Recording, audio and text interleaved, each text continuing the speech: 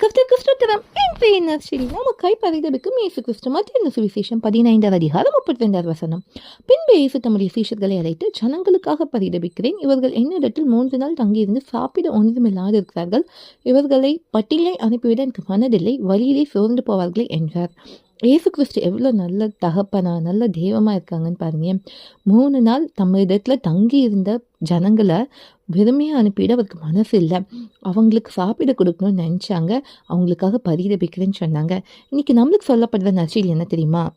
எபிரேயர் 4:15 இருக்கு, நமக்காய் பரிதபிக்கிற பிரதான ஆசாரியர் நமக்கு இருக்கிறாராம். இன்னைக்கு நம்மளுக்காக பரிதபிக்கிற பிரதான ஆசாரியர் மாற்றம் இயேசு கிறிஸ்து. நம்மளுக்காய் பரிந்து பேசுகிற இயேசு கிறிஸ்துவாக இருக்காங்க. நம்மளுக்காக யாவற்றையும் சகித்த இயேசு கிறிஸ்துவாக இருக்காங்க. நம்மளுக்காக யாவையும் செய்து முடிக்க போகிற இயேசு கிறிஸ்துவாக இருக்காங்க. அதனால் கலங்காதீங்க, சோர்ந்து போகாதீங்க. இயேசு கிறிஸ்து ரொம்ப நல்லவங்க. நம்மளை நிச்சயமாய் வெறுமையாக விட மாட்டாங்க. நம் தேவைகளே சந்திப்பார். தேவனுக்கு மட்டுமே மகிமை உண்டாகட்டும்.